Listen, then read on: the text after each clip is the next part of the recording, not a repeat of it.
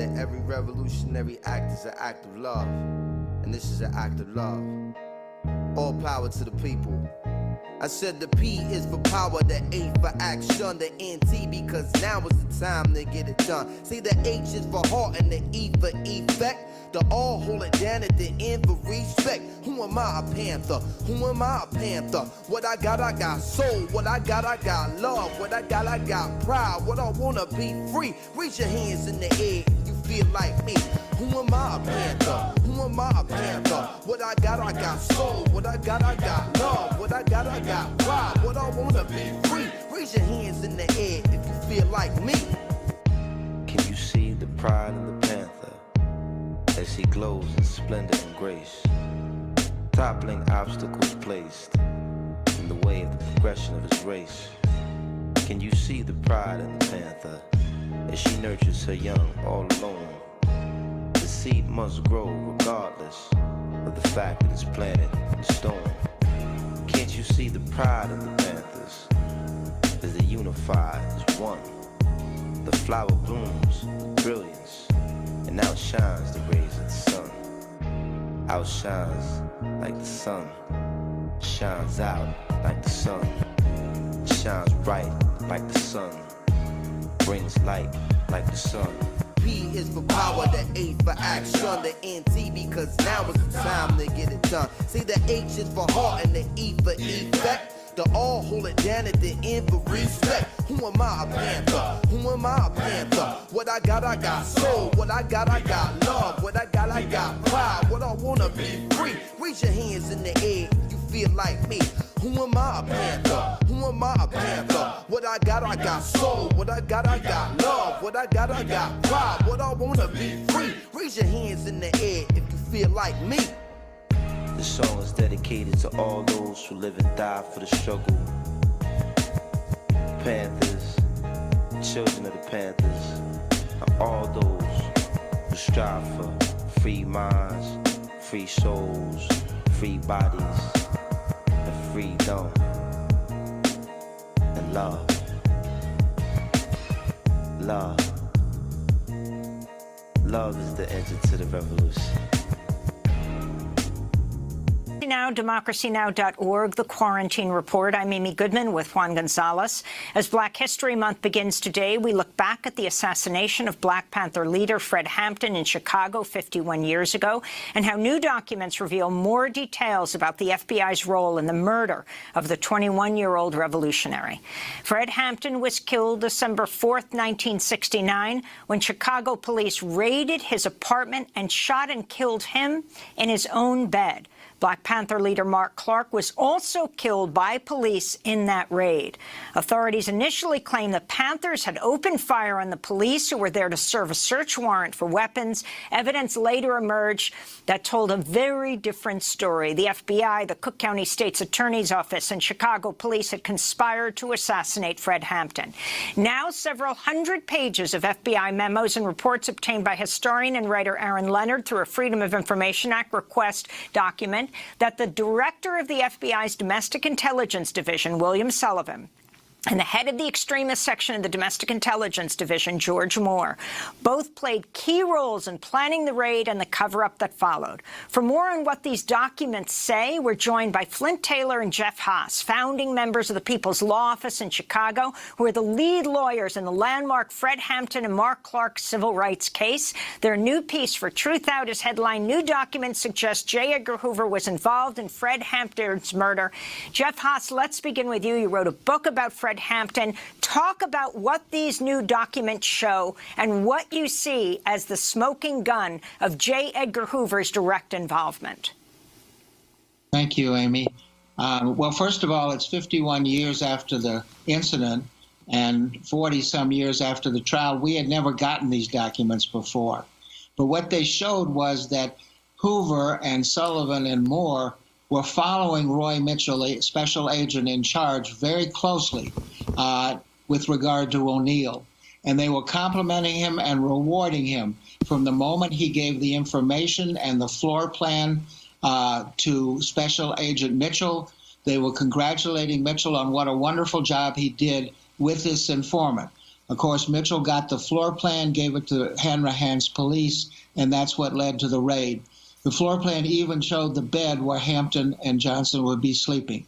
So we knew much of this. We knew O'Neill had gotten a bonus. We never knew Mitchell got a bonus. And we never knew that Hoover and Sullivan and Moore were starting to watch this in November, 10 days before it happened.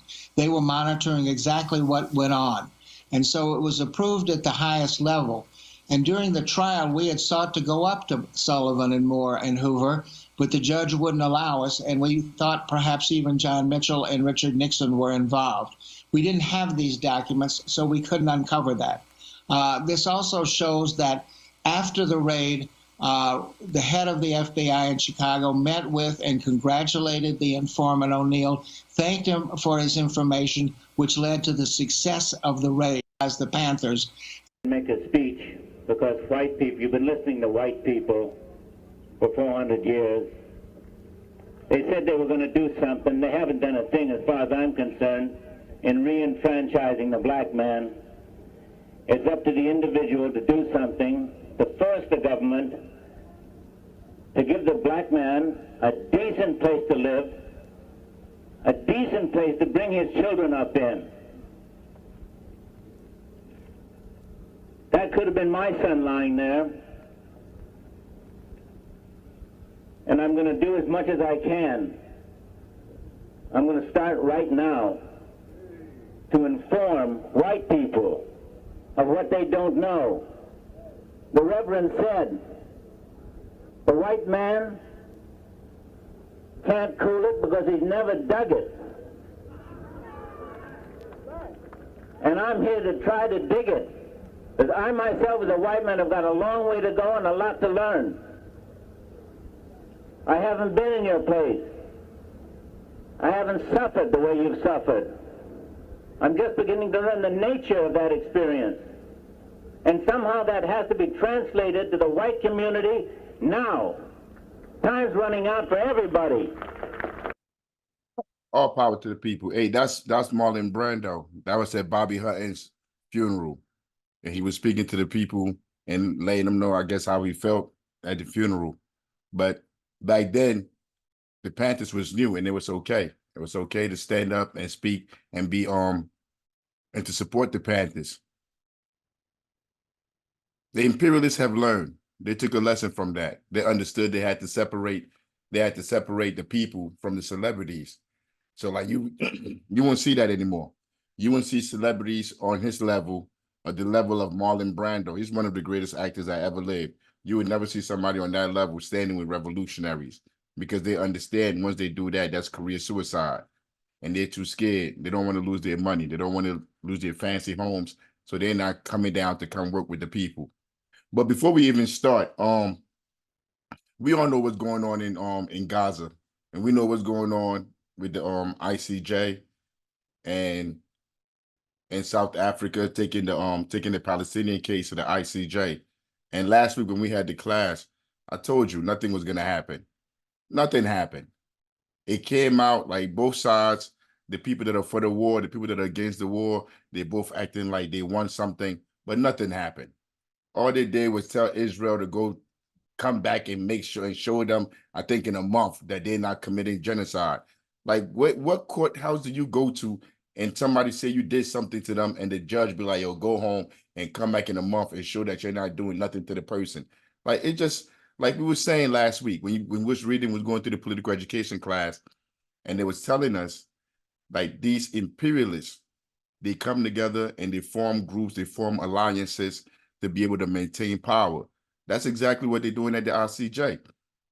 All these imperialists come together and they make those groups and they act like they're going to hold people accountable, hold themselves accountable, which is a lie. They never hold themselves accountable. If you go to The Hague and you go see who they got locked up, it's the same thing as going to any county jail or any prison anywhere in the world or anywhere in America. It's all dark-skinned people that's in there. In America, you could go to the prison, 60-70% of the people inside the jail be black. And like the people in the community, it's only like 13% black people in the community, 10%, but 60-70% of the people in the jails are black. It's the same thing in this higher courts. It's the same thing. Nothing changes. Going to these courts and asking these courts to liberate, free, hold themselves accountable, it's a waste of time. It is a waste of time. It's done nothing. I mean, like, they'll wait. If they let one of our luminaries out or one of our freedom fighters out, they let them out like a week before they die. They let them out when they're about to die. I mean, they got to be a better way. There is a better way. There is a better way to get our people back. There is a better way to fight back. But it starts with political education. But like, I just wanted to mention that to show you an example, real time, real world example, that these political education classes are serious and are real. If you like last week when we went through that and they told you about how these imperialists make alliances and never hold themselves accountable, and you're looking at what happened at the ICJ, it's hard for you not to see the correlation, not to see that it's the same thing. They're never going to hold Israel accountable. And now the case is about the drag. Because look, remember, there's no ceasefire. People are still getting killed there. While all these people is celebrating, you have the bourgeois class from South Africa, because those are not the normal Black people or Africans or South African people. These are the bourgeois class of judges and lawyers that don't care nothing about the people. They went up there, had their little show, act like they care about the Palestinian people, and at the end of the day, the Palestinian people are still going to be dying. While they're patting themselves on the back, talking about this a big accomplishment. And I saw Norman Finkelstein. I'm gonna try to bring him on here to speak, and I want to speak about this subject too. I want to ask Norm, how does any of this stop the people from Palestine from dying? This year, last year, 10 years ago, 20 years ago, 30 years ago, 40 years ago? How does going to the United Nations, going to the ICJ, going to all these imperialist institutions do anything for those people? I mean, like, I will argue to say it does nothing. All it does is maintain the status quo. So I saw nothing to be celebratory about. It's just a continuation of the same thing over and over and over. If you don't know what I'm talking about the ICJ, the United Nations, whoever, South Africa, going over there asking to hold Israel accountable for what they're doing. And it's like, we're giving, the people are given these strategies and these solutions as if that's the only way to do anything about what's going on. I defer. There's other ways. You want me to tell you another way? I'm gonna tell you a quick way. Every single person that's out there protesting, that's in the streets protesting, that's posting videos, all the people around the world, France, England, wherever, in America, if all those people chartered a plane and flew to Palestine and said they were going to stand with the Palestinian people, that will make a quicker change than all this ICJ, UCJ, whatever, NAAP, man, whatever they want to call themselves. If people, all of you, bring your money together, pull your resources together, and fly to Palestine, I'll come, because I stand in solidarity with the Palestinian people. I'll go. That's how you change the material condition. Going to these institutions of imperialism to try to get them to hold themselves accountable, it's a waste of time.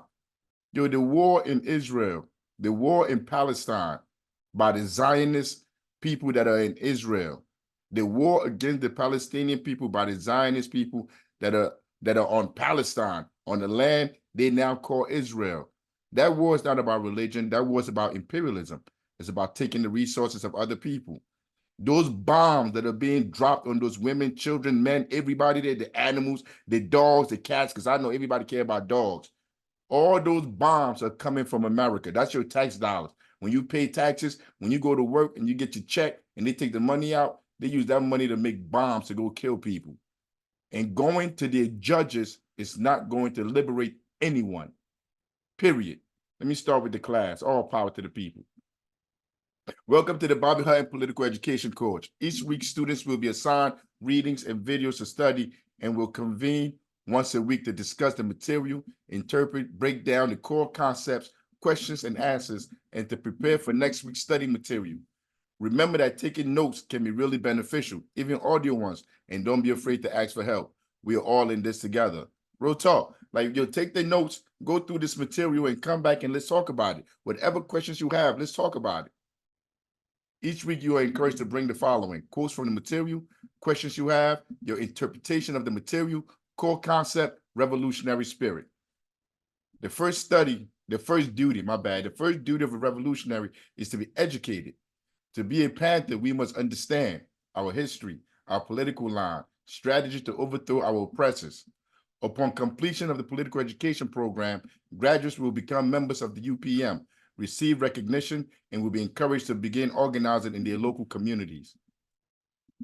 Comrades, our study this week will focus on the concept of Vanguardism, the documentary Black Panthers, Vanguard of the Revolution, and the story of Black Panther Party. Last week, I told you we was going to be watching this, like going through this video, this documentary. I hope some of y'all watched it, because you really need to watch this. We're not going to go through every single clip or every single part of the video. We're just going to hit like snippets of it and keep it moving. And the more everybody watches documentaries, the easier this will be. We don't have to go through the slides. What is Vanguard? What is Vanguard? That's a good question. Vanguardism is the context of Leninist revolutionary struggle. Relates to a strategy whereby the most class-conscious and politically advanced sections of the proletariat or working class, described as the revolutionary vanguard, form organizations. So the vanguard, in short, is the most socially conscious people in the society coming together as a group to form groups or organizations here to be able to put things in place to help the people. They take actions to draw larger sections of the working class toward revolutionary politics and to serve as manifestations of proletarian political power opposed to the bourgeois. In its first phase, the Vanguard Party would exist for two reasons. Firstly, it would protect Marxism from outside corruption, from other ideas, as well as advance its concept. This is week 3. In the first week, we broke down what capitalism is, what Marxism is. I'm gonna keep it simple. Capitalism is individual. It's an individual political philosophy. It's all about individualism, greed, me. Marxism is more sharing, the community sharing together, everybody, all the people sharing the wealth, the means of production together. Those are two different things. So you don't want to bring capitalist ideals into Marxism. So you must keep those two apart.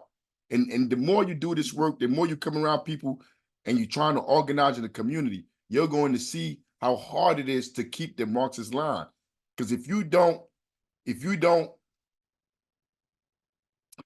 adhere to Marxism, you're not going to be able to find unity with others that are capitalists that are working in the same space. And if you really want access to what they have, you have to try to find unity with them. So this is where you have to understand, like, you don't build those relationships. You have to find your own resources and build your own resources and not build relationships with them, because those relationships will end up in a dead end. You'll get nothing out of it. Secondly, it would educate the proletariat in Marxism in order to cleanse them of their false individual consciousness and instill revolutionary class consciousness in them. Our task is not to champion the degradation of the revolutionary to the level of an amateur, but to raise the amateur to the level of revolutionaries. Like, you're not here, like you're trying to save somebody on the streets. You're not here to be down there with them. You're here to bring them up here with you. That's what all of this is about. So when you start mingling with capitalists and you over there with capitalists and whatever ideas, whatever, the people they're supporting somebody that you know is harmful to the people. But you know, if you say something, if you speak up, they're going to cut the funding. So you don't speak up. You don't say anything. That's become problematic. A General Secretary, you got your hand up?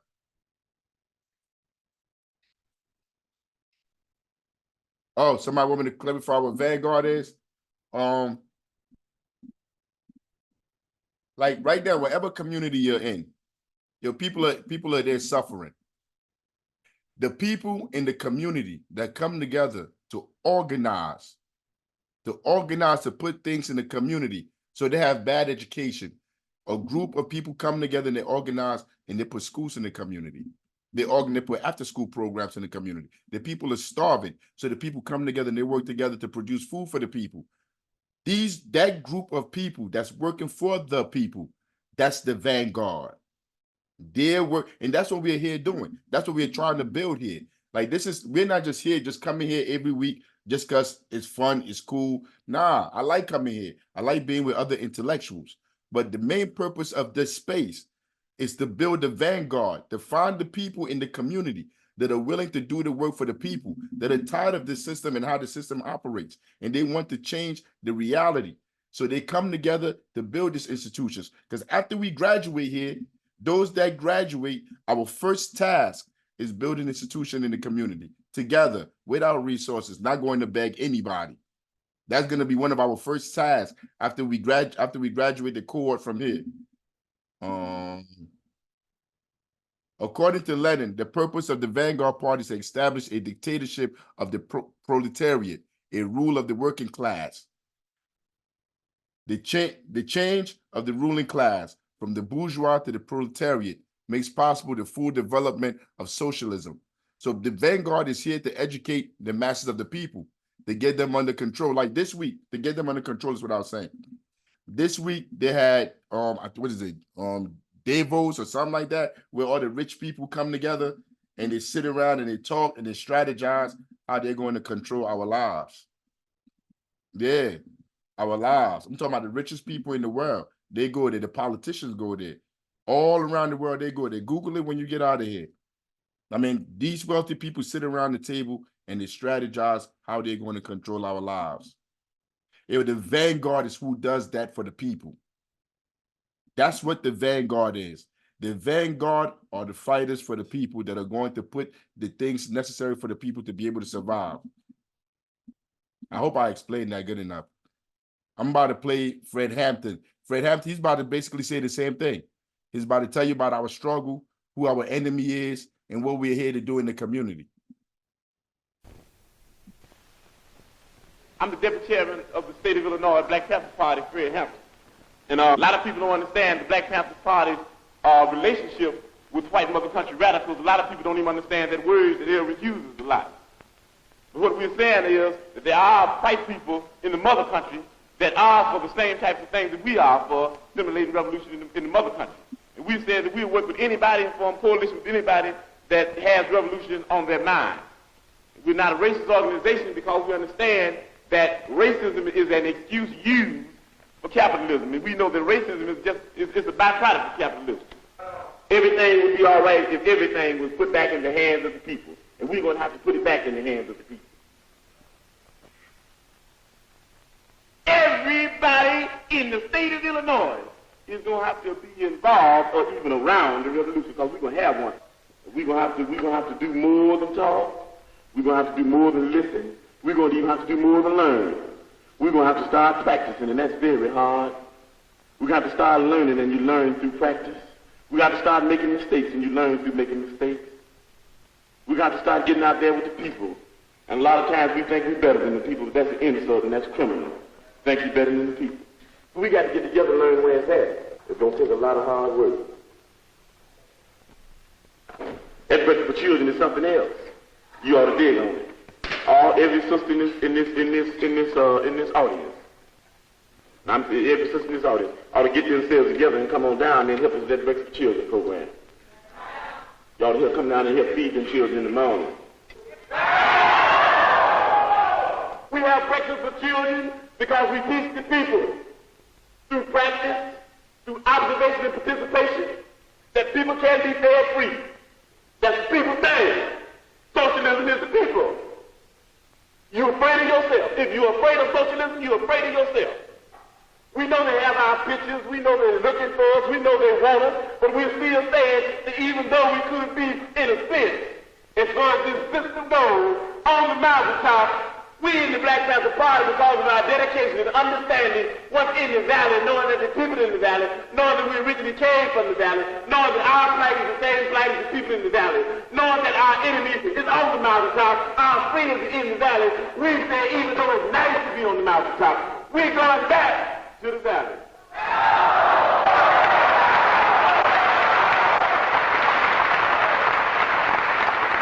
I be in the office every day. I'd be in the streets propagandizing every day. I'd be working with everybody every day. I'd be teaching that solidarity is the thing. the end of a complete wipeout of imperialism is the thing. So if you're going to be thinking about me, that's what Brando would be teaching. If you're going to be thinking about us, all we say is ain't no thing about going nowhere, getting killed. All we want to know is that you're doing what we'd be doing if we were here. And you got to do that. You can't do it unless you believe that you can do it. In the spirit of liberation, we understand that they want everybody in the party in jail. And we know that if we try to figure out and separate and divide who should go and who shouldn't go, we spend more time doing that than working for the people. So the quick solution, the speedy one, nobody goes. Nobody goes. We all stay right here. With the people. Because we love the people. Okay, you can put your hands down now. We say all power to all people. We say white power to white people. Brown power to brown people. Yellow power to yellow people. Black power to black people. X power to those that we left out. We say Panther power to the Vanguard party. When you leave here saying the last word, before you go to bed tonight, say I am a revolutionary. Make that the last word. In case you don't wake up, then somebody might believe it and you might, end up in what they call it, revolutionary happy hunting grounds. Say that. I am a revolutionary. Say it when you're going out. Okay, we're going to say it while we're going out. Hey, we're going to start a thing called Free Fred. Don't that sound nice? Hey, let's do that. Free Fred. Free Fred. Free Fred. Free Fred. Hey, I ain't even in jail yet. All power to the people. Now, the person that asked about the Vanguard is us. Those that are working to try to provide resources in the community for the people. That's what he just told you. We are the Vanguard. It doesn't matter what they try to do, but the people are the Vanguard.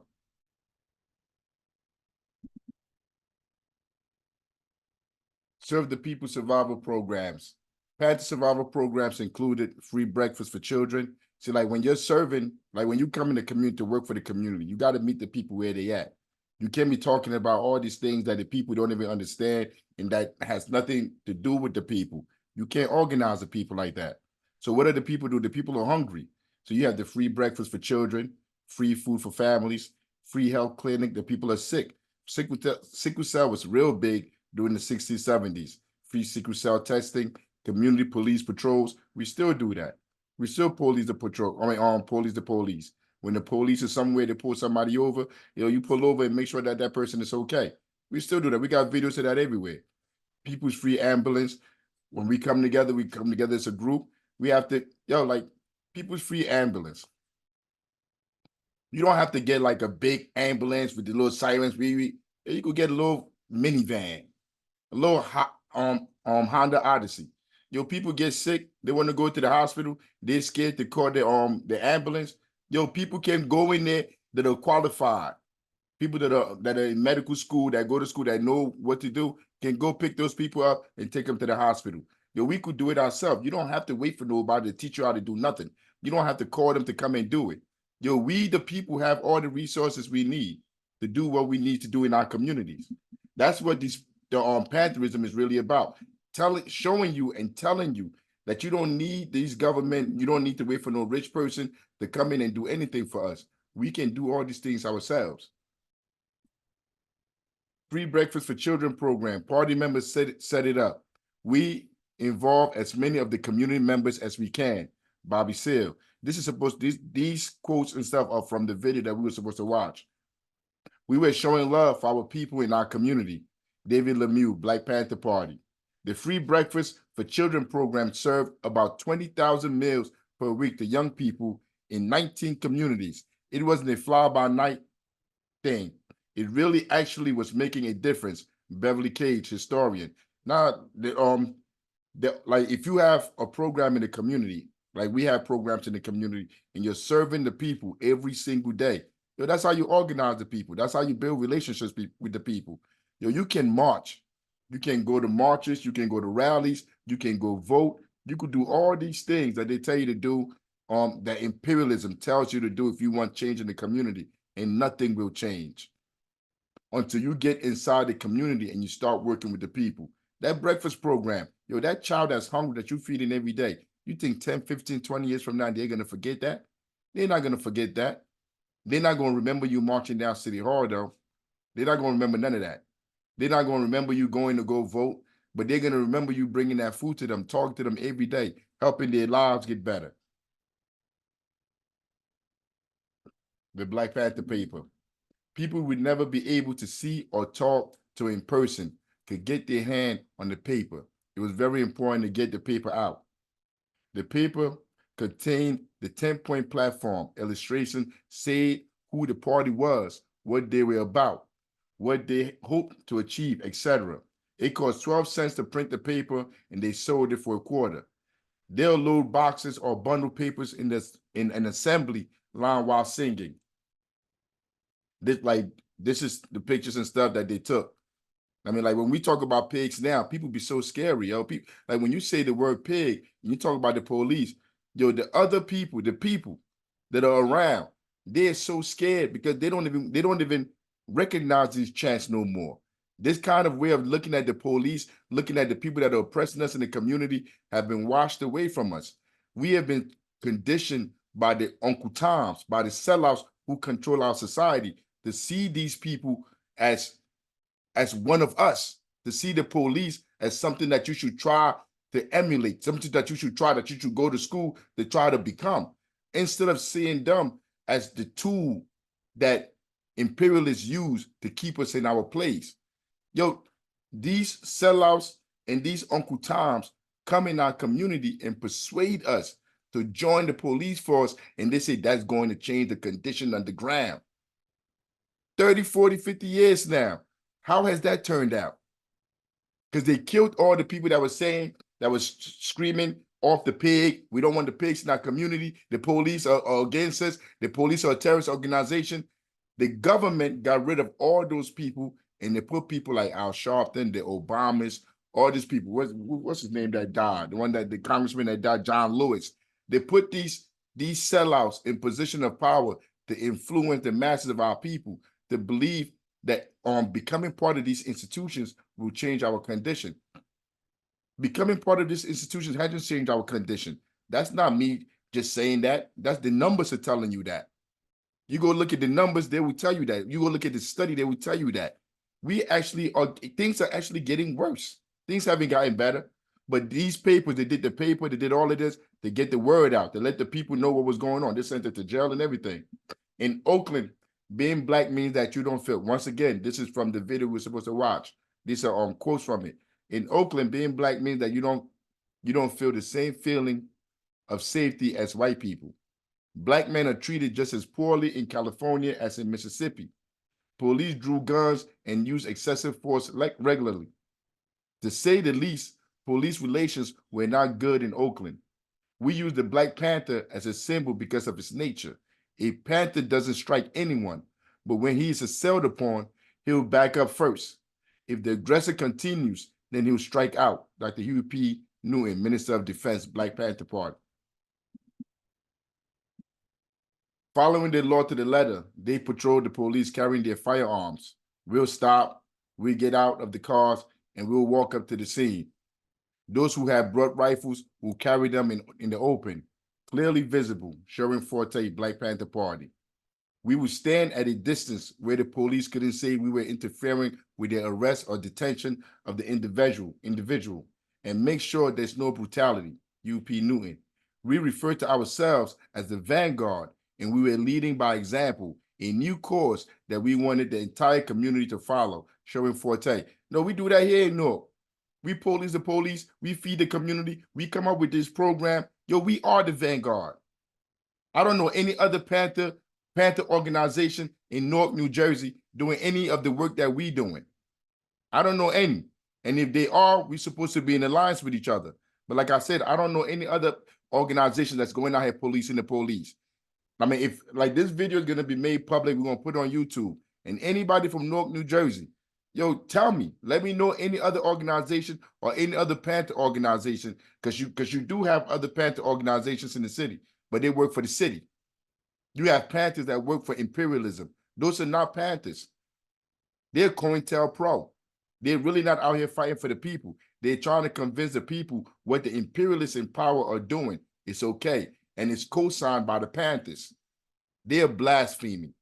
That's Sharif Imhotep, if everybody's wondering. Like, I'm not just going to say it, not going to call out names. Sharif Imhotep. And the other Panther, whose name shall not be mentioned, y'all know who I'm talking about, has no people in the city, has no one in the city, but is running around calling himself a Panther. Yo, where are their survival programs? And I'm not talking about charity events, because anybody can do charity, where they go out and they hand food to people. I'm talking about institutions in the city on a daily basis, working with the people with housing, working with the children on education, working with against police brutality. Like, where are these people in the society, in the community? I mean, that's how you find the Vanguard.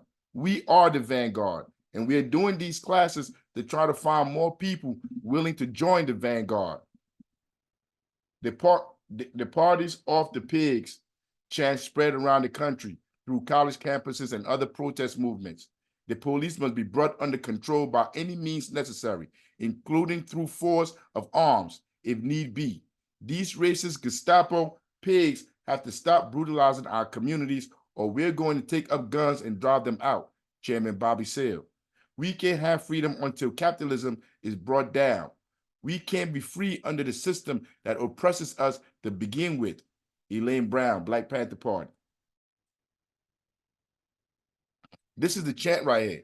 Like, if you use this chant right now, people would think like, oh my God, he's so radical. But none of this stuff is new. I mean, our luminaries, our ancestors been telling us about the institutions and the people that we're dealing with.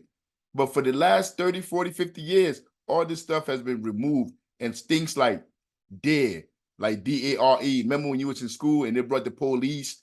They brought the police in the school to come talk to you about drugs, as if the problem with drugs was you saying no to drugs. Other than it was a systemic attack by the federal government on the community to make sure the community doesn't grow, to make sure the community doesn't flourish. But you had these black politicians, black people bringing black police in our schools to come teach us about drugs when they were the one pushing the drugs in our community. But I'm gonna play the chant. No more pigs in our community. Off the pig. No more pigs in our community. Off the pig. No more pigs in our community. Off the pig. No more pigs in our community. Off the pig. No more pigs in our community. Off the pig. No more pigs in our community. Off the pig. No more pigs in our community. Off the pig. I'm playing the whole 2 minutes of it. This is the best bars I've heard all week. Off the pig. Brothers in jail. Off the pig. The pigs are gonna catch hell. Off the pig. No more brothers in jail. Off the pig. Pigs are gonna catch hell. Off the pig. No more brothers in jail. Off the pig. Pigs are gonna catch hell. Off the pig. No more brothers in jail. Off the pig. Pigs are gonna catch hell. Off the pig. No more brothers in jail. Off the pig. The pigs are gonna catch hell. Off the pig. No more brothers in jail. Off the pig. The pigs are gonna catch hell. Off the pig. No more pigs in our community.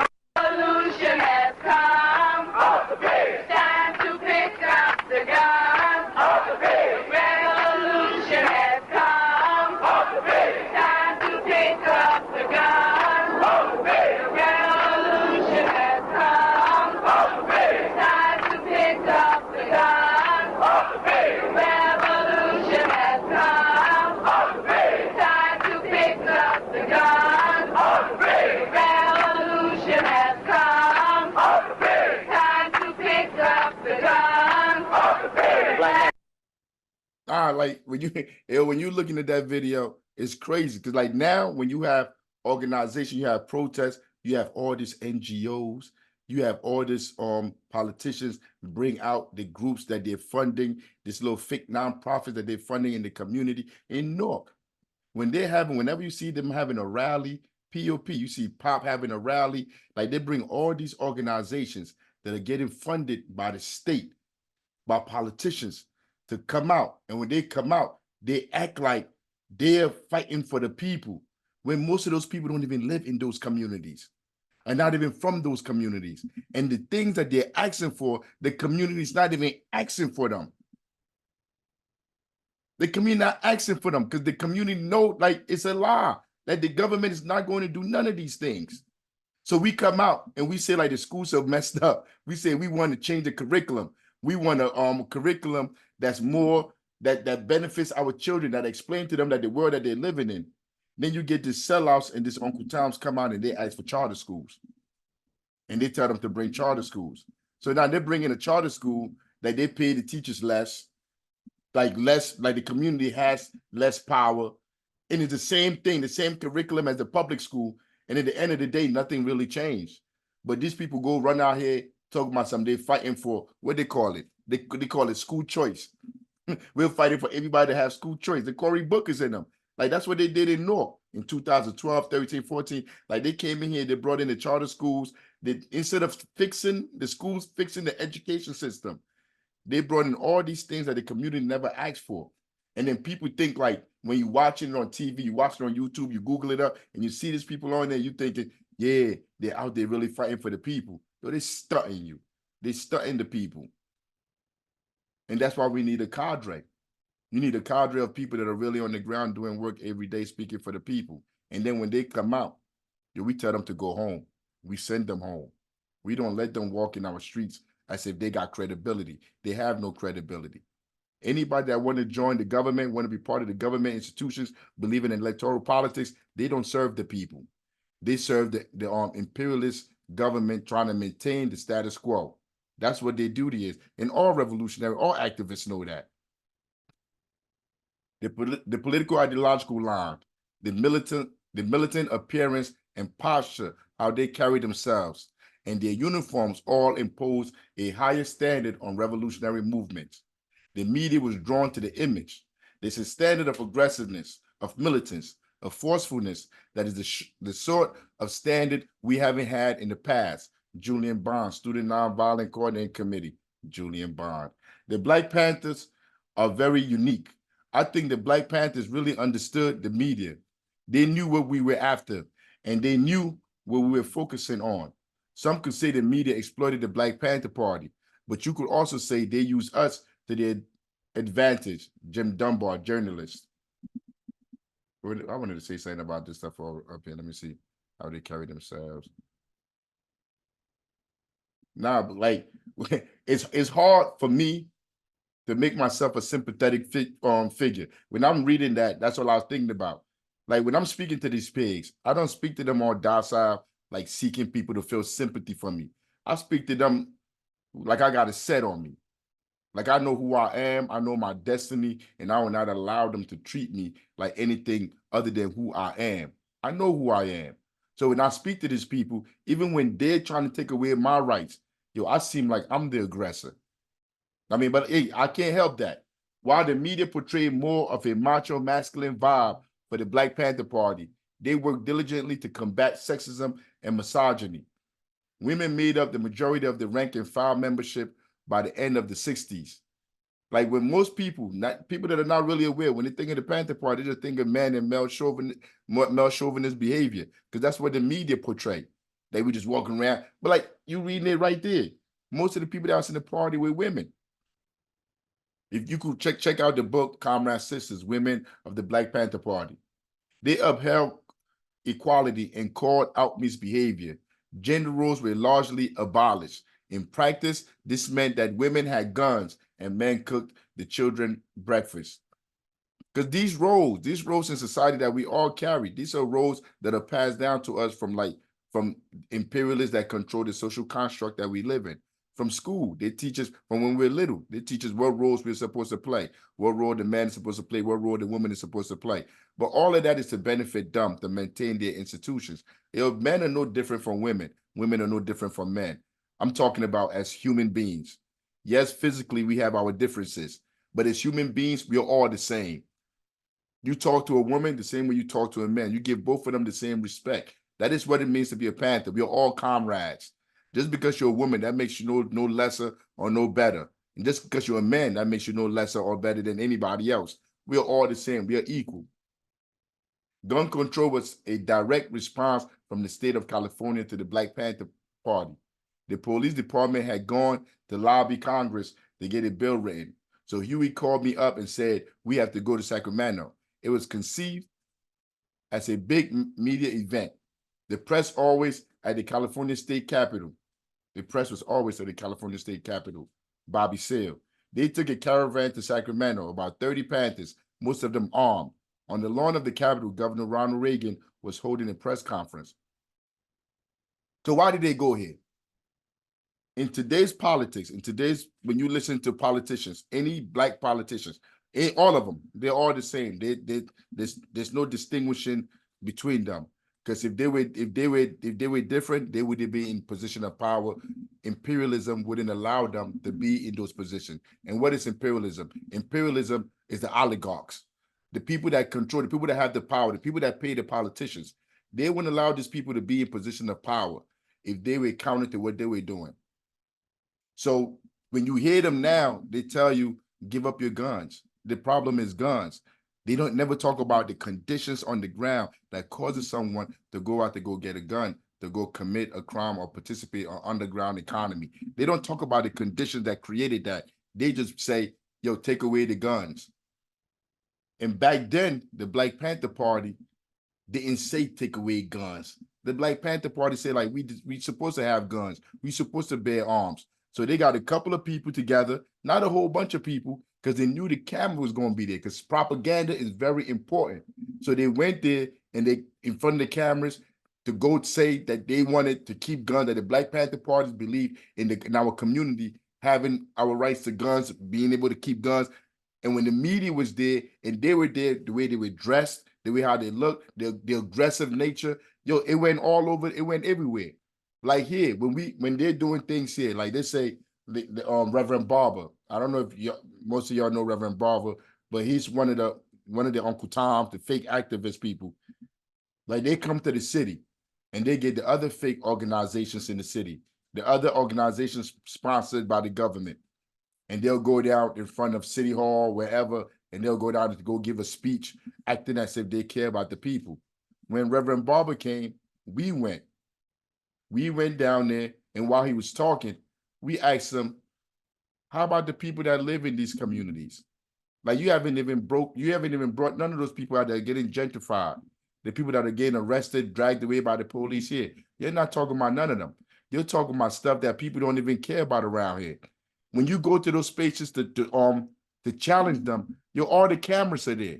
Everybody else is there.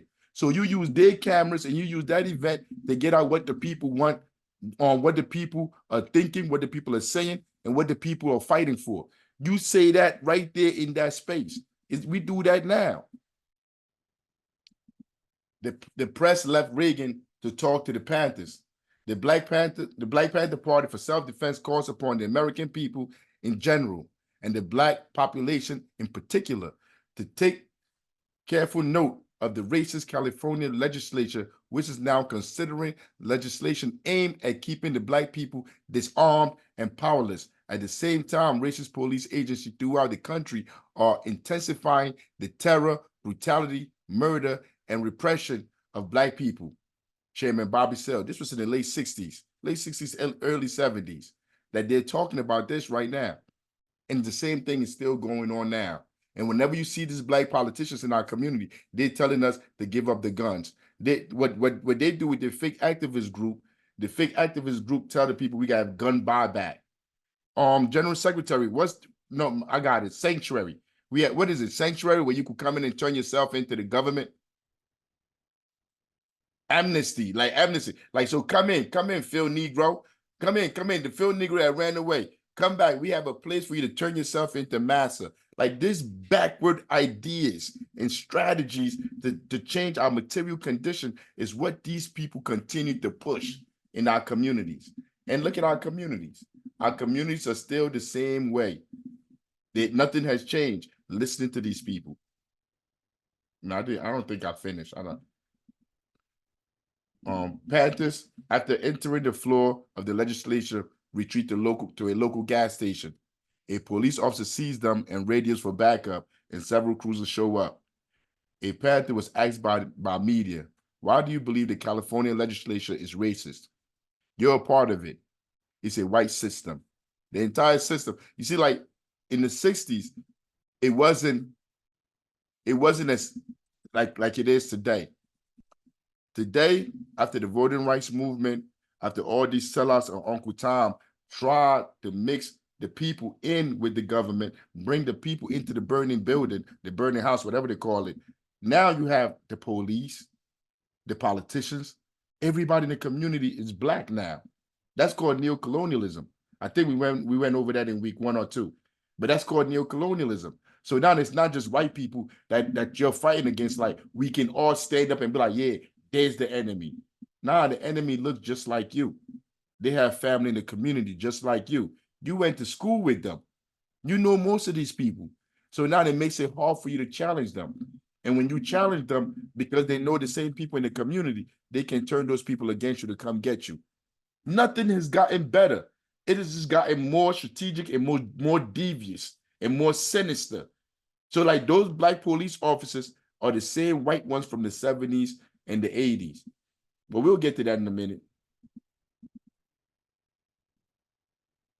In the media, with propaganda, they have tried to make the Panthers seem everything that they're not.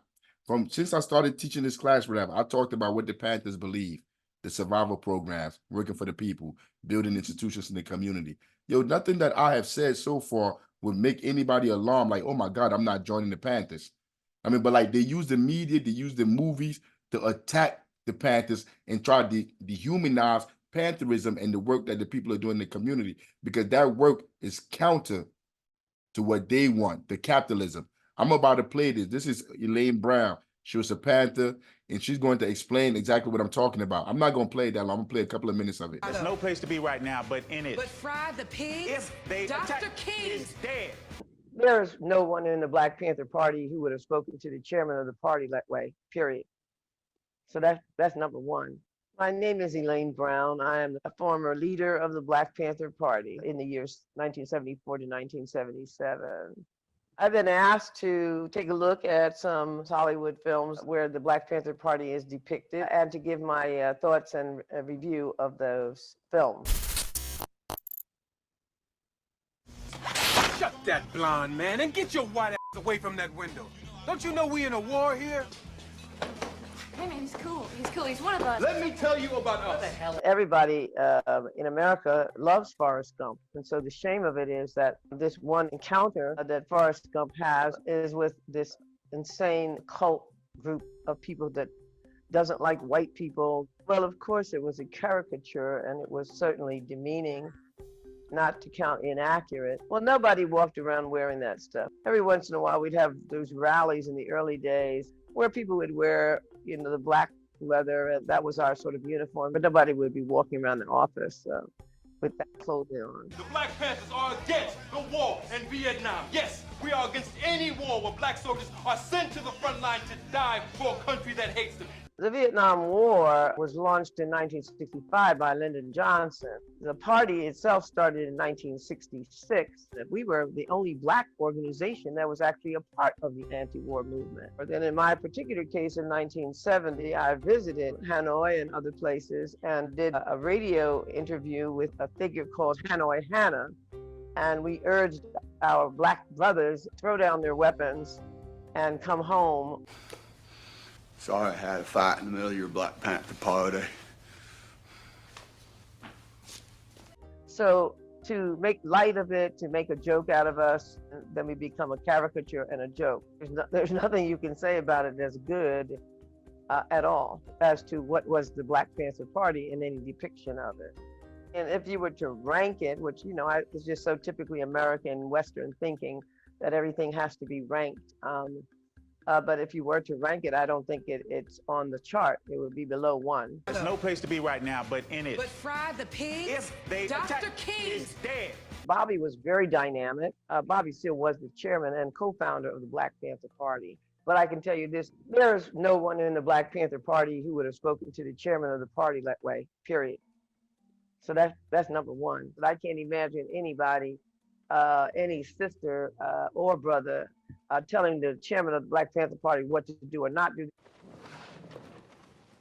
I said it would be impossible for me to care any less what you are tired of, and I demand to cross-examine the witness. And the fact that he would have spoken out in this style, it would have been absolutely true. There's no way you would have told Bobby not to speak up in the courtroom, because that was almost the style of the Black Panther Party, and not for arbitrary reasons. Don't be afraid to speak. Don't be afraid to not follow their rules and so forth.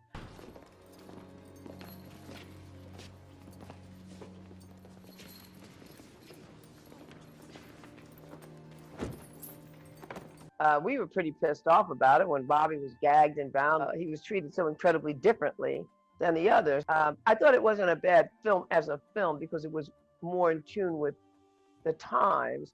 We just need to make sure that Nixon Black Power doesn't equate Nixon with the Black Panthers. You lost your mind, man. Did you read Hoover's last memo on that? That's my point. Goddamn terrifying. No. I gave him the green light to gut those sons of bitches. I had forgotten about the butler. I'd written that out of my memory because that was another one of those films I refused to see. Why don't we just put Aunt Jemima back on the pancake box or Uncle Ben back on the rice box, you know? It's time we take a stand against these injustices that have plagued our community. They take one of ours, we taking two of theirs. If they kill one of us, we kill two of them. I mean, this kind of simple-minded rhetoric. This is not something anybody would have ever said. Why would we never have said it? Because it didn't make any sense. That didn't mean we wouldn't defend ourselves. But nobody's going out and saying, well, we're going to kill two of them for every one they kill and all this kind of stuff. And we're not going to allow the police to come to our communities and shoot people. We will move on them and we will do that. But that wasn't the essential thing. This boy, we ain't seen this boy. We've seen this boy for 7 years now. Everybody just sit I'm down. sorry, Mr. Butler. I didn't mean to make fun of your hero. Everything you are and everything you have is because of that butler. And now this wouldn't have happened in anybody's universe, period. Period, you hear me? The idea that this woman, Oprah, can play a role where she slaps a member of the Black Panther Party gives Hollywood and white people such comfort, knowing this isn't the way Black people are. We don't like them either. Not even now we don't like them. We don't even like what they stood. I suggest everybody go watch the rest of this video. But like you see Oprah there, you see the roles that these people in our community take up and the propaganda that they subtly push out into the public. So you have the butler, the bootlicking Uncle Tom that worked in the White House, basically wiping the president's butt. This is who should be emulated as somebody that our people should follow, not the Black Panther.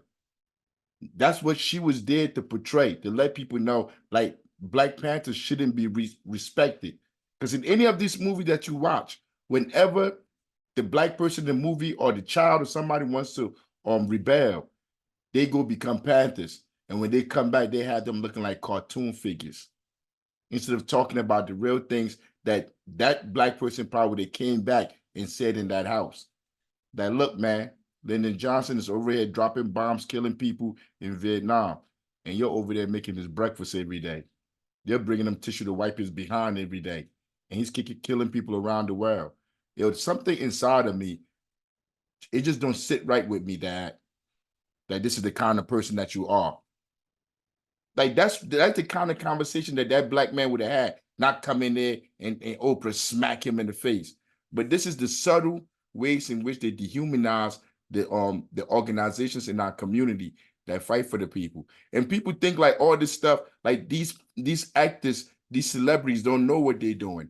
They know exactly what they're doing. But like I said, go back and watch this whole video. The links are posted on there.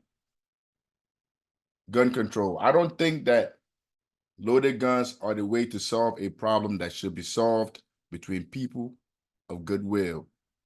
And anyone who would approve of this kind of demonstration must be out of their mind. Ronald Reagan, the sociopath and savage Ronald Reagan. They call all the hell we've been catching, all the poverty in our community, everything that's happened since Reagan was president in the 80s, they call that Reaganomics. That's how horrible he was. He was responsible for a lot of suffering, for a lot of killing all around the world. And he got the nerve to say that a loaded gun is not how you do nothing. That's all y'all do is carry around loaded guns and kill people all around the world. This is really where the media and political demonization of the Black Panther Party kicks off. Yet many people drove clear across the country to join the ranks of the BPP. Civil rights was kind of a southern movement.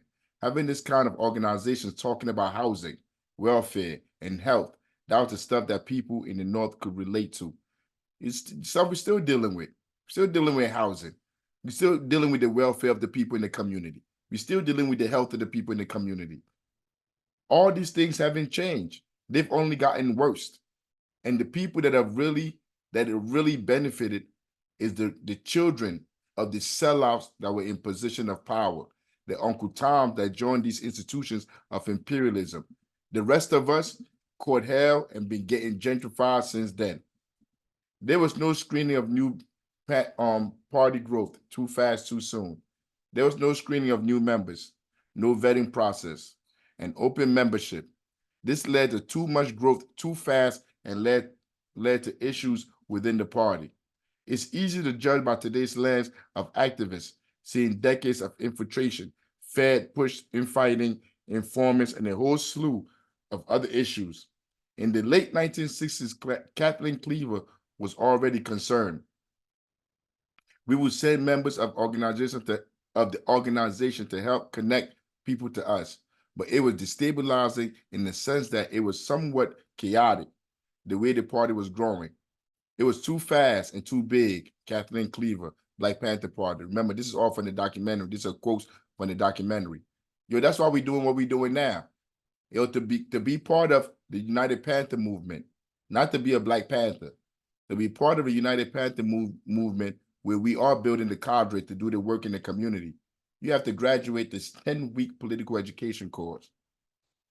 10 weeks. You have to show up for 10 weeks, and you have to understand and show that you understand what we're dealing with, who we are, our purpose, and what we're going to be doing in the community before you can even join the United Panther movement and then get the other higher learning for you to become a Black Panther, for you to understand what it means to be a Leninist, a Marxist-Leninist, for you to understand unity and opposites, what that is, contradiction.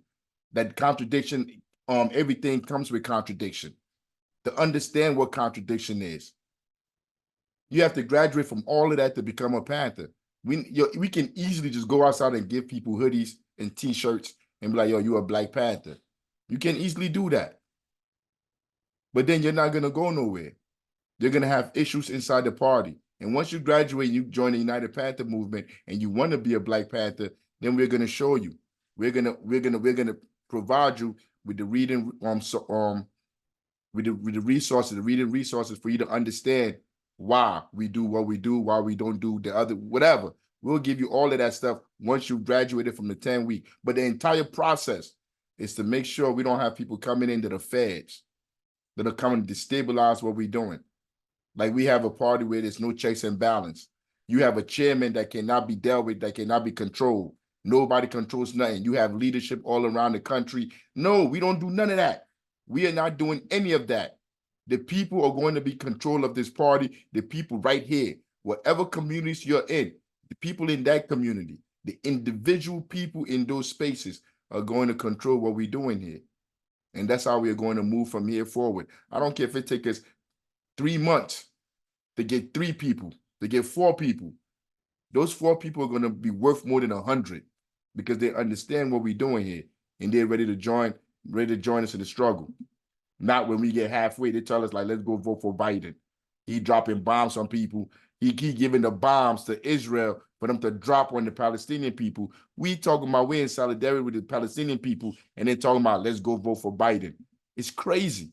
But that's what these people do. That's what these liberals do. And that's another thing. We got to study about liberalism, combating liberalism, understanding that liberals are not our allies, that they're not our friends. They're here to corrupt what we're doing. We don't want no liberals part of what we're doing. Eldridge Cleaver wrote Soul on Ice after collecting and publishing the essays he wrote in prison. Cleaver ends up joining the Black Panther Party and become the Minister of Information.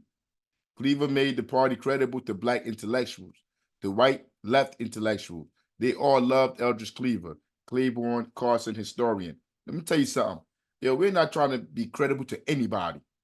We're not trying to kiss up to make anybody. Yo, matter of fact, the intellectual, the people with the college degrees, all these people that co-sign and justify our suffering, we're not trying to get them to come over here. We're not trying to make them see us and think like they're going to come over here to save us. Man, to hell with them. Anybody that don't care about the people, to hell with them. Anybody that want to leave and move and go somewhere else away from the people, those are not the people we're bringing in to be the vanguard. How you going to be the vanguard? You don't move to the suburbs. Eldridge had this incredible ability to encapsulate a thought in a few sentences and form it into an artistic statement that stabbed right into the heart of the enemy, and did that all the time. Felipe Luciano, Young Lords Organization. Hey, yo, we're in allyship with the New Era Young Lords. Felipe Luciano was an original Young Lord member. Hey, yo, I don't really get down with him like that. Yo, after we graduate people from this class and we sit down and we understand, like one of the things we're gonna talk about is how we're gonna do this political education class. And people like Felipe Luciano, I don't want them part of our political education class because he is a liberal. Felipe Luciano leaves wherever he living. I think he lives in DR right now. When he comes over here, comes to Newark, New Jersey, to co-sign Mayor Ras Baraka and what he's doing in the community. Thousands of people losing their jobs, people unemployed, homeless people everywhere. And the mayor's a millionaire, 10 times over. And Felipe Luciano don't see the suffering of the people. He comes here to push Ras Baraka as a savior, as someone that comes from the legacy of people that try to liberate our people. Felipe, he a weirdo. I really don't, he ain't my type of guy. Eldridge had Eldridge Cleaver and the Free Huey campaign. Eldridge had an uncontrollable personality. He had issues for he made issues for the party over time. Huey P. Newton was charged for the murder of a cop. Everyone stayed up all night to get into the hospital to see him handcuffed to a gurney. He was informed he was facing the death penalty. Several other Panthers were already in jail from their protests at the California State Capitol in Sacramento. Eldridge was the only available spokesperson for the party. This is what he said. The Black Panther Party demands that Huey P. Newton be set free. We wish to make it very clear that if he is not set free, there is little hope of avoiding armed, open war in the streets of California, sweeping across the nation. Eldridge Cleaver. COINTELPRO, J. Edgar Hoover. COINTELPRO served the purpose of neutralizing Black nationalist hate group. Where is this approach with fascist white nationalist group? That's in parentheses. Through these methods. So the COINTELPRO was formed to attack our organizations through these methods: expose, disrupt, misdirect, discredit. They're still doing it today. They intended to neutralize these groups through arrest, informants, murder. Hoover sent letters almost weekly to dozens of cities for new ideas to neutralize the Black Panther Party. 245 out of 290 COINTELPRO actions were against the Black Panther Party specifically. So what was the COINTELPRO? What was it for? Why did they come up with the COINTELPRO? Why did they come up with this organization? 245 out of 290 COINTELPRO actions were against the Black Panther Party, specifically. You tell me why they created COINTELPRO. And what was the Black Panther Party doing? What was the Black Panther Party saying? That you got to create COINTELPRO to go attack them. We were followed, harassed, our phones were tapped, our families were harassed. Erica Huggins, Black Panther Party. And FBI memo states, we must create suspicion with respect to their respective spouses.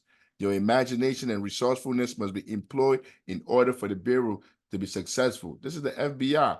That people running around, like when I was growing up as a kid, they made me think the FBI were like the Uncle Toms in position of power that control the school system, everything.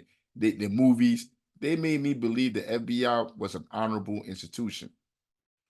One mandate made very clear was do not make the program public. Don't make COINTELPRO public. You see, all this stuff was found out decades after they committed their crimes against the people, used by politicians. Don't talk about it. An FBI memo states that the objective of the counterintelligence operations were prevent the rise of a Black Messiah who could unify the movement and garner public support, prevent growth of the movement to the youth, keep militant Black groups isolated, preventing them from gaining support in the Black community or gaining respectability. Right there, prevent the rise of a Black Messiah who could unify the movement and garner public support, prevent growth of the movement to the youth.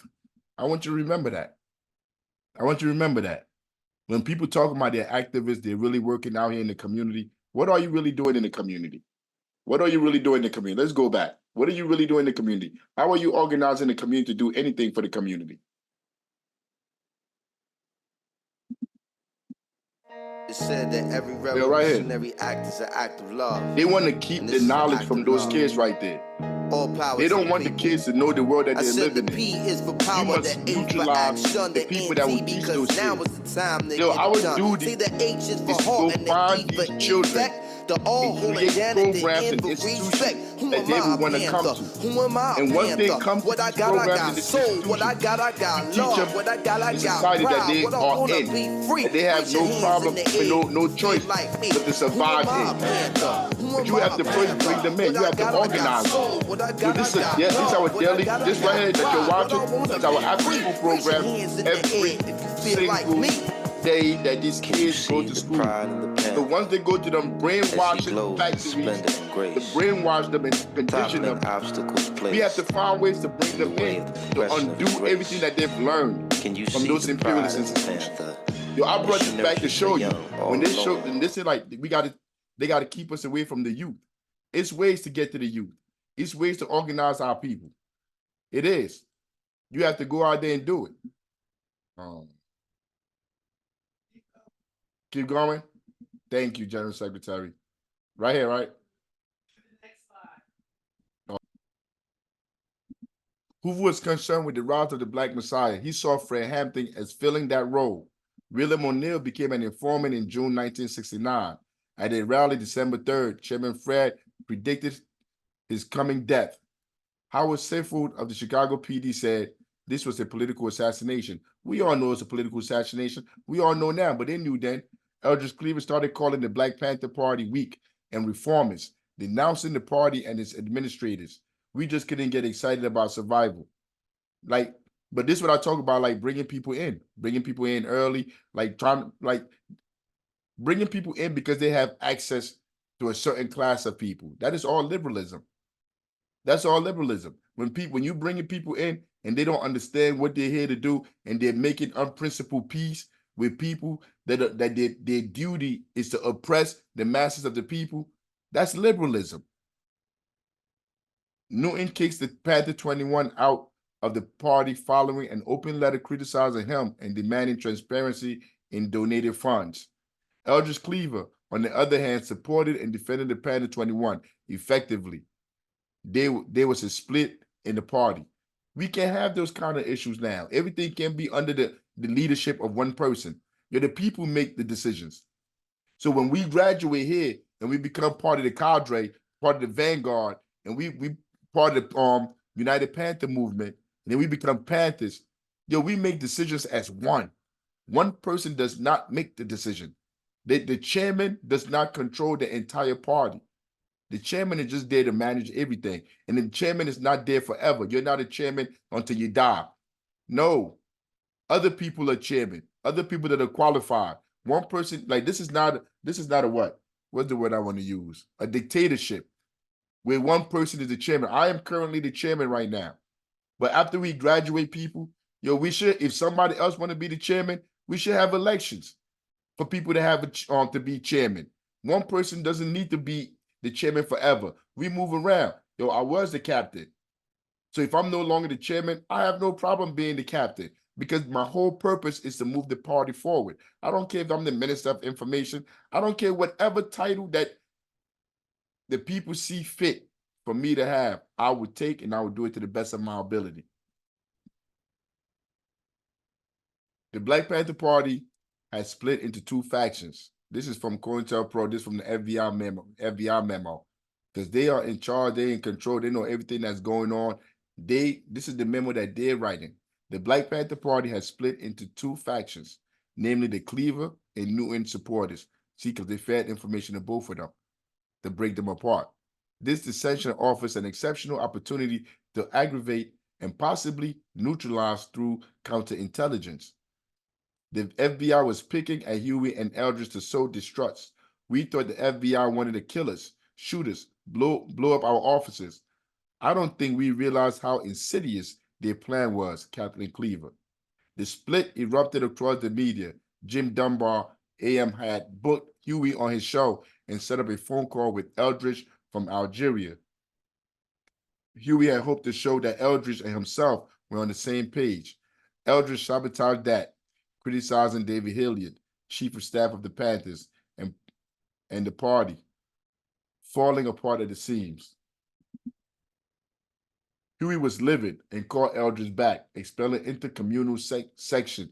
Eldridge supporters left the party and went underground. This kicked off a purge in the party. Some didn't know how to follow. Some were frustrated and left. In some cases, the split erupted into violence between Panthers. That was the goal of the FBI. If you went to political education classes, every single person in there understood what they were supposed to do, what we're doing, what all of this is about. I really don't see how you have these problems. Because their contradiction, whoever is not a Panther, whoever's looking out for themselves, their contradictions will speak volumes. And then the masses, the people, should remove that individual. You don't break up the whole party. We've been pitting people against each other. That's all worked out really well. But now we don't have to worry about it anymore. They're going to keep it going on their own. J. Edgar Hoover. That's what he stated. That's what he said. They're going to keep it going. So you have all these fake people that don't care about Marxist, Leninist ideals. They don't care about combating liberalism. They don't care about none of these things. They don't care about the people. Being a Panther and all these Panther organizations, it's like the church, all this denomination, all these people saying they care about God, they love God, but they're the worst people in the community. The most selfish, greedy, egotistical people in the community, uppity people in the community. They all belong to all these different organizations. I mean, now that's not saying that they're not good people out there that are that are in those churches. That's not saying that. But the masses of them, the majority of them, they're not for the people. Here and there, you find one that's for the people. You find people that are really fighting for the people. A comrade, a General Secretary Patience. Do you remember the comrade name from Pennsylvania? Keith. I think it's Keith. Keith not in here. Hey, Keith, if you hear say something, Keith. See, look, I'm shooting him shout out. He not in here, but like we went down there. We went to a church down in Pennsylvania. Brother Chairman. All power, comrade. That's right, comrade. All power, comrade. I was on mute and then I was multitasking. Power. I'm trying to be a productive member of the proletariat. But listen, this is awesome, and you got to come and get some things started here where we are. Okay, we got to get some things started. Okay. One more before you go. Come on, tell the people where the church at. Tell the people where the church at. We are just outside of Philly, right past the airport, the place called Trainer, PA, and we are implementing many of the Panther principles, not just feeding but organizing, education, particularly with the youth. We had Brother Shep and Brother Tariq from Brooklyn. Some of the OG Panthers came down this past summer and did some things with our young people. So we're going to, we want to expand on that. Power. And expose our community and our young people to the Panthers and Pantherism, so that we can break free of this neo-colonial madness that our people are trapped in. All power. Hey yo, say hi to the comrade sister for me too. All right. Oh yeah. She had a little surgery, but she's doing well. Solidarity. I hope she's doing better. She's doing well, but I want y'all to come back. We'll talk offline. We'll talk how we can all power. No, but that's what I'm talking about. Yo, everybody, like, you have some good people. Yo, the brother Keith. I met the brother Keith going to go fight for Mumia. What pastors you know around here that's going to fight for the liberation of Mumia? Yo, that's how I met the brother Keith. I met him, the comrade. I met him on the front lines going to court, took time out of his day to go to court to go make sure that they let Mumia go. I mean, that's where I met him on the front lines. You have people like this, but then you have just like the Panthers that have all this different denomination, because I don't even call them chapters, spaces for liberation or whatever. These people are frauds that take on the name of Pantherism or take on the name of God just so they can fatten their pockets. I mean, but like if you look around, if you pay attention, you're going to see who's really working for the people. Bobby Seale ran for mayor of Oakland. Elaine Brown ran for city council.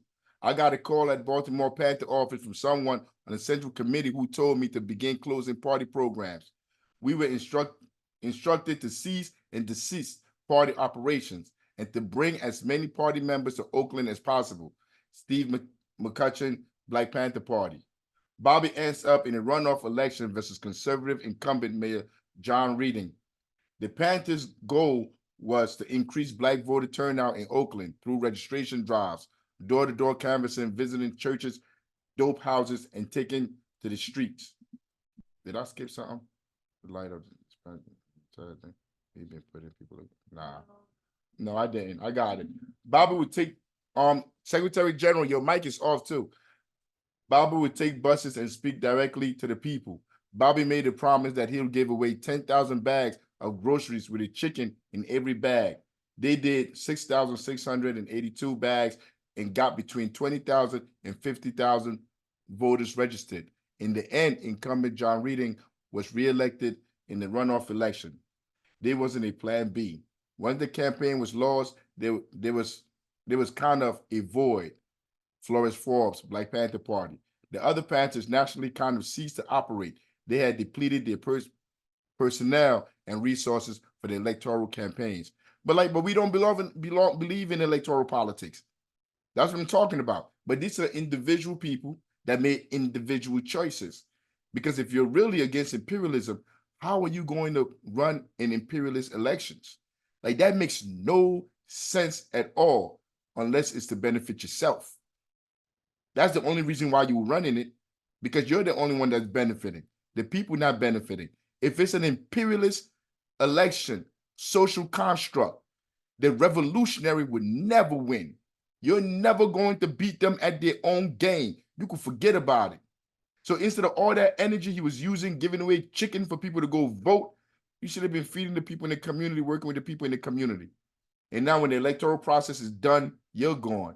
It's the same thing in our communities. After every election, all the fake leaders are gone. But for a couple of months, you see them everywhere, giving out all kinds of stuff, trying to be the mayor, the councilman, trying to be on the school board. But right after the elections are done, they're gone, and they'll be back 4 more years later. That's how these people move. And they're coming back in Newark. I mean, what's their name? What's his name? It was that guy named Patience. He had that office on South Orange Avenue. Do you remember his name, General Secretary? No, not Darren Sharif. There was another guy. He had an African name. But anyway, I think he ran for councilman. He ran against Do Wrong. Or Yemi or something like that. He even got an African name. He probably got his family from, like, he probably his first, the first descendant from Africa. But he was running for mayor, whatever he was running for. But you don't see these people. You don't see them after the election. They're gone, and all their supporters, all their middle management. Since we've been working in the community, we've had the chance to work inside the school system and like see the people that work in there, the ones that really, the Pied Pipers that really push our kids into this institution of imperialism and condition our children to be future sellouts. People like Kalina Berryman, people like Junius Williams, people like Darren Sharif, all this middle management Negroes in the community that usher our children, our people into these institutions of white supremacy. Like, what's her name? Dana Murray. What's her name? She's not on the school board no more now. Dorian Murray. Now she done moved up in Massa House. She done moved up in the higher level in Massa House to continue to push the propaganda of our oppressors. I mean, that's what they do. You never see these people on the streets. Anything that they're doing is a show for them to act like they're with the people, but they're not really with the people. There was ramped up police harassment of Panthers that followed Chairman Fred's death. A no-knock SWAT raid was held against the Black Panther Party office in Los Angeles. A gunfight ensued that lasted over 4 hours. At least 3 officers were down over the course of the firefight. Media showed up and police pushed them back. Pinned down and running out of ammo, the Panthers finally surrendered. After a quite lengthy and publicized trial, Hugh P. Newton was finally set free. He focused on returning the Black Panther Party to the survival programs by saying, they are, at best, survival programs. We know that the people are in jeopardy of genocide, and if they don't survive, then it won't be possible to bring about revolution. Hugh P. Newton. If you don't have nobody, you can't bring about no revolution. It's that easy to me. David Healy was chief of staff of the Black Panther Party, and he kept the shop running, while Huey, Bobby, and Eldridge were all unable to. In 1968, Richard Nixon is elected. He sets a mandate, which is to crack down. He feels it's his personal charge after the 1968 election to repress dissidents. Nixon and J. Edgar Hoover's FBI worked together even more than the previous administration. Hoover declares the Black Panther Party is the greatest internal threat to the nation. Given all of this, local police department felt emboldened to take the gloves off when dealing with the Panthers. Ron McCarthy of the LAPD said, as far as we are concerned, the Panthers were a criminal organization and they wanted to kill cops. That's all I needed to hear. Gun purchases were set up through informants. Knowing there were guns, cops went in often shooting first. Raids took place at BPP offices and locations across the country. It was obvious the government had made a decision that it was all-out attack on the Black Panther Party, Kathleen Cleaver. The party didn't have the resources to deal with all the ongoing arrests and court trials. They began taking donations for Panther defense funds. The Panthers started forging alliances with international liberation movements, including North Korea, Vietnam, China, many African liberation movements. Yo, I be seeing some Black people on social media be like, why should we care about what's going on in Gaza? Because the same thing going on here. And you can't fight these people alone. The only way that you can fight these oligarchs, these imperialists, is by the people everywhere coming together to work with each other. So if people in Gaza are being oppressed by imperialism from here, bombs coming from America, and they're dropping those bombs there, yo, it behooves you to be in solidarity with those people. So maybe one day they'll be in solidarity with you when they start dropping bombs on you, because sooner or later, they're coming for you too. 21 New York Panthers were charged with conspiracy and terrorism charges. You see, because I hope you notice the trend that's been going on here. Whenever those in position of power feel threatened by the people, the movement of people in the society for something else, they use only one force. They use the criminal justice system. They use the police and they use the judges to go after the people that are trying to fight for the people. They were facing 360 plus years in prison. Students for a Democratic Society, SDS, called for fair and impartial trials. Big fundraisers were launched. some with stars such as Jane Fonda. In the end, the jury deliberated for less than 4 hours, and the Panther 21 were found not guilty on 156 counts. It's really not to really send you away. They want to send you away. Don't get it messed up. But really, it's to put that stress on you, to put that stress of you going to court, you being worried about going to prison. So if your mind is focused on all those other things, you're not focused on working for the people. Trials were happening across the country and were consuming most of the party's energy and resources. People were afraid to join the party, fearing infiltration or personal safety. That's the whole point of it, to make people afraid to join. Bobby Seale spoke at the 1968 Democratic National Convention in Chicago and was later charged with conspiracy to riot with 7 other individuals known as the Chicago 8. The judge refused to postpone the trial so Bobby's lawyer could come to Chicago to represent him. So he demanded his constitutional right to represent himself. The judge continued to silence him up to the point of being beaten, bound, and gagged in open courtroom. Outside, there were protesters supporting the Chicago 8, including Deputy Chairman Fred Hampton. I think we showed that before the class started. And we also showed when they had Bobby gagged. That was one of the movies that Elaine Brown was talking about when they showed him coming in gagged. They don't want us to talk. They don't want the people to hear what we got to say. So they will do everything in their power to stop us from talking. It still goes on today. You're going to see the video in a second. I just want to tell you that the chairman of the Black Panther Party is going to be ungagged, and they're going to take them chains off him.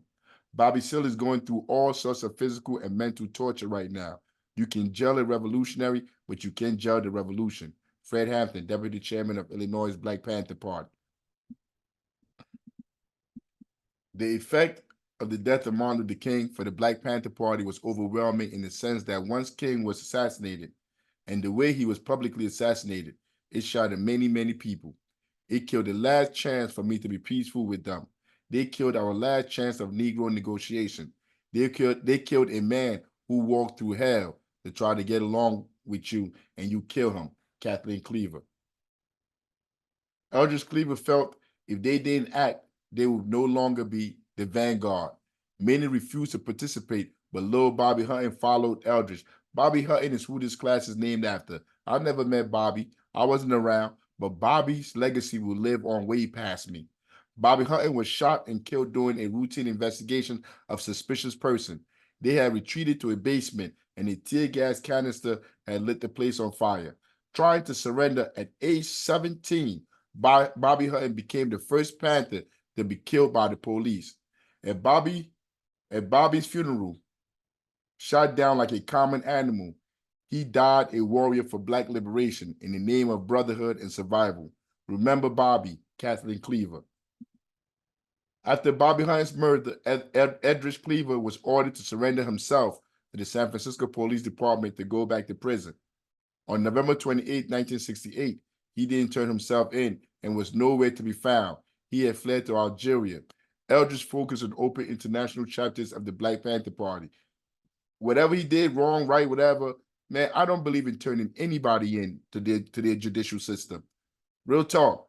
I believe we should be able to handle whatever in our communities. We gotta organize and find ways to handle what's going on in our communities, our own. I don't believe in sending anybody to the plantation. The only people that should go in those plantations is the Negroes that work for them, the ones that serve them, the ones that oppress the people out here. Stay over there with them. Go into their prisons. The Panthers were welcomed by liberation movements. The North Vietnamese were moving into a new embassy building and gave their old one to the Panthers. Review time. Oh, class is over. An hour and 28 minutes. What is the concept of Vanguardism? Is it in the context of Leninist revolutionary struggle? Remember, this is the review. This is stuff that, like, the things that we went over today, that you should, like, if you didn't get, you should go back, watch the video again and get it. Or you could call and ask for questions, send text messages. What are the 2 reasons for the existence of the Vanguard Party? Why did the Black Panther Party use the symbol of a panther? How did the Black Panthers patrol the police and ensure there was no brutality? What was the response of the state of California to Black Panther Party gun-carrying patrols? Why did the Black Panthers organize a caravan to Sacramento, and what message did they deliver there? What were some of the survival programs initiated by the Black Panther Party? Let me give you one. The breakfast program. Everybody know that. What were the objectives of the COINTELPRO in relation to Black Panther Party? How did the media portray Black Panther Party? And what were the party's efforts to combat sexism and misogyny? How did the assassination of Martin Luther King Jr. affect the Black Panther Party and its participation of nonviolence? My bad, and its perception. My bad, y'all. And its perception of nonviolence. All videos shown in this class and preparation. Power. It's in the videos are in the group chat too. Preparation for next week's class. Bobby Hatton Political Education course week 4, the mass line, and Fred Hampton's speech, Power Anywhere There's People. Oh, this I love this speech right here. This is gonna be a good class next week. But Bobby Hutton Political Education, the mass line. So like, go look it up. Look at what the mass line is. I mean, so this is what we're gonna be talking about next week. Let me see. You say stop share, right? No, unless you want to play that video. No. Oh, I almost forgot. No, but everything that we're talking about, we're talking about how they're gonna repress our voice, and they're gonna try to make the people not hear us, and they're gonna use the police to come after us. So every day, as a chairman, my duty right now is I'm running the after school program with the captain, with Captain Patience. So we're there every day. We do the after school program. We feed the kids, we help them with their homework, and then we do the boxing training. So what day was it? What day did we go down to was it Tuesday? Yeah. Wednesday. So on Wednesday, after we did the after school program, because we pick them up. We pick up all the kids, we feed them, we do the homework, and then we do the boxing training. Everything is free. I mean, like this is one of the survival programs that we have in the community. So after we was done, I had my clothes. I had a separate set of clothes with me, and I was going to get dressed to go to to go speak to the council. But it's really not to speak to the council per se. I'm really speaking to the people that's watching on TV, and like we get the video and we put the video out. Because like, remember we read earlier how the Black Panther Party put out the papers, the magazine. We're in 2024. Social media is where everybody's at. People don't even know how to read according to what they're talking about. The kids in the school don't know how to read according to the data that's coming out. So if you really want to reach the people, social media is a very powerful means to do so. So everywhere we go, we cut up the video, we put the stuff on social media. That's another part of the work that we do in the community. So when we went down there, I got dressed, the kids saw me getting ready to go down. So they say they wanted to go. So I told them, if you want to go, call your parents, let me talk to them, let me get the okay. About 80% of them called their parents gave them the okay, and we went down there. So I'm thinking I'm going to address the city council. I'm going to tell people everything that we talked about in the class, that we need to come together to build these institutions in our community, because that's the only way to liberate ourselves. Man, as soon as I get there, they had the police waiting for me to stop me from going in. The door to stop me from going in. This is the intimidation factor. This is the stress that they put on my life, because they're not supposed to be here. They're not supposed to be standing here. Look at all of them, Newark. Look at every single one of them. These people are not here to serve and protect. They're here to stop me from going inside to speak to the people. I am the chairman of New African Black Panther Party, Chairman Africa. And look at all these pigs out here stopping me from going inside City Hall. I mean, like, we all going to stand out here then, man, because this makes no sense. Because I'm going to give this to the judge and all of you. What's your badge number? 2415, sir. 2415. What's your badge number? I don't have one. Then what you doing out here? You secret police? What's your badge number? 2005. 2005. What's your badge number? Come on, I can't see over there. It ain't for me. This is for the judge. Because when I go to court to see... Nah, I'm not going to play the whole video. But this is like, after we did the after school program, and I talked to the kids said they were going to come down and they talked to their parents. So I'm taking them now. This is their first time going to see the council members, maybe this is the first time going to City Hall. So we get down there. This is what the kids see. The children see that the mayor had brought the police to stop me from going inside to speak to the people. Yo, of course, I turned around and told the children, this is why we don't mess with the pigs. I told the children that. The children that are with me. Yo, when you grow up, you do not become a pig. This is not what you want to be right here. You become a doctor, you become a technician, something to help your people. But you don't stand as a watchdog for imperialism. And they refused to let me go inside. The general secretary went in, the captain went in, they went in and spoke and delivered our message, and they came back outside with the children. But I stayed outside for like an hour. The video is long. It's on our YouTube page. All power to the people. That's going to be in the group chat. But and these videos are also on our YouTube page. So they're going to be posted by tomorrow. But you could go on there, you could watch the entire video, what happened over there. And like I said, like you could hear my tone. Once I seen them, like a panther, yo, I backed up to see what was going on. And once I understood why they was there, I said what was on my heart. I said exactly what my political line was, what our purpose is, why we're supposed to be there. Of course, it was colorful. When you watch the rest of it, it gets real colorful. It gets real nice. But be that as it may. But this is what they do right here. It's right there in real time. So when they do that, because look, what the mayor wanted to do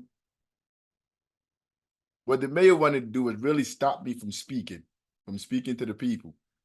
But he's too stupid to understand, like, this is even giving me a bigger platform when he does things like this. Because now it's viral. It's viral on Instagram. Everybody's looking at it on Instagram, and they're seeing you for what you are. I'm highlighting the contradictions to them in real time. But that's it for the class this week. Anybody got anything for me? So this is where I stop share, right? Yeah, anybody got any? Oh, okay, Tracy. Hey, all power. Unmute yourself, Tracy. Yeah. My question is, what do you feel about the other groups like I would say the white Marxist Leninists, was that black identity politics is not the political line of Marxism, and they point out some stuff from Marx, Lenin, and Stalin. I think their way of thinking is trying to prevent a black messiah to come up. What are your thoughts about it? All power. You just watch people and how they move. I don't know which white Panthers you're talking about, but I've dealt with white Panthers. Well, I think it's probably the only one group of white Panthers. And I've talked to them, but they're liberals themselves. I recorded the audio when I was speaking to them. They were part of the organization that we were part of, what we was doing. And they were in the conversations we had with them. They practiced liberalism. They do not adhere to the discipline. They do not adhere to combating liberalism.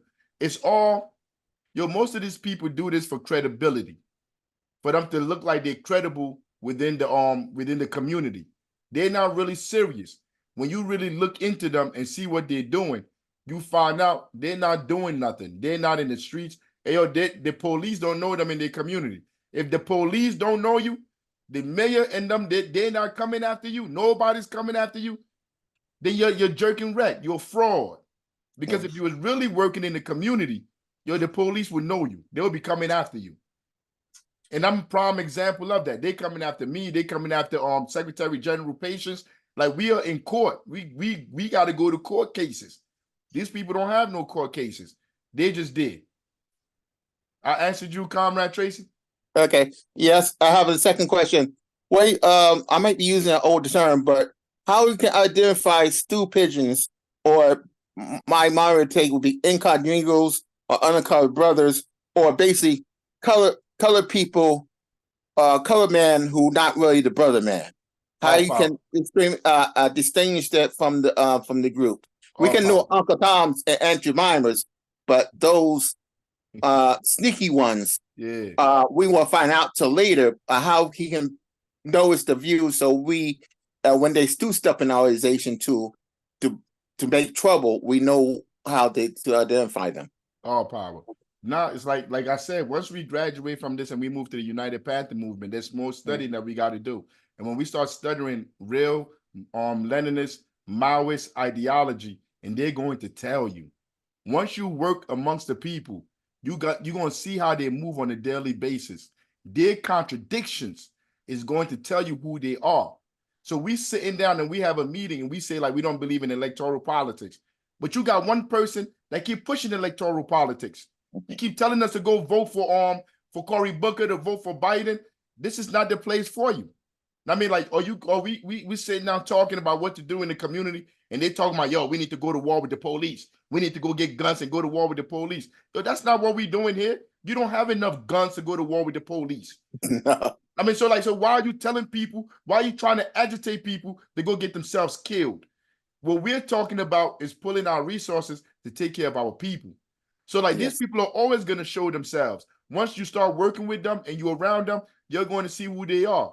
And then we're going to go in our meetings and we're going to talk about it like, how do we deal with this person? If they don't want to correct themselves, they got to go.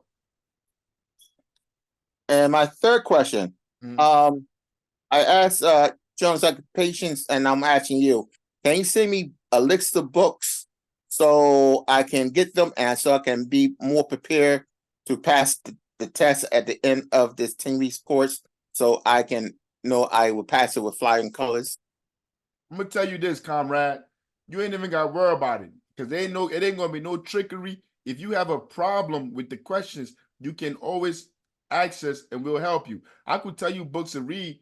You could read the Red Book by Chairman Mao. I mean, okay. you could read that. It's basically, the Red Book is basically explaining our code of conduct, how we move as a party, as membership, and all of that. I mean, but just watching these videos, like, what's Vanguardism? What's the Vanguard?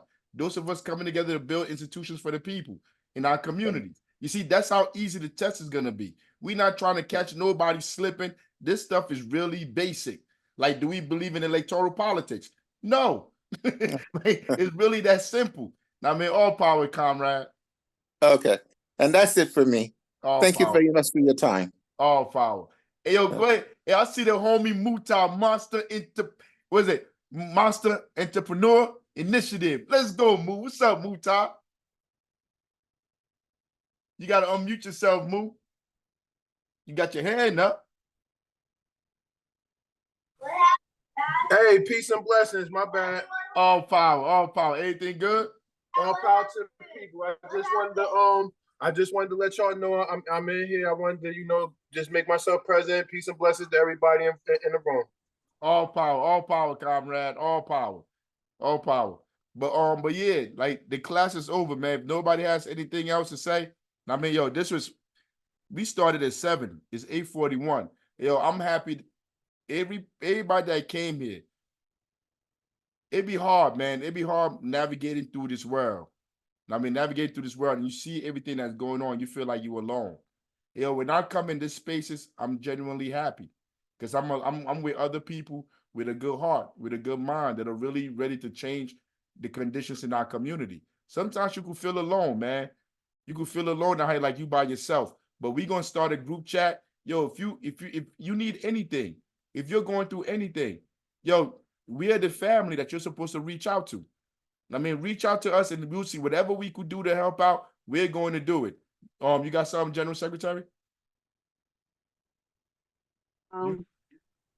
So I just want to make an announcement that our after-school program is still going on. We're raising money to get some equipment like gloves, hand guards, wraps for the kids. We have raised $225 so far.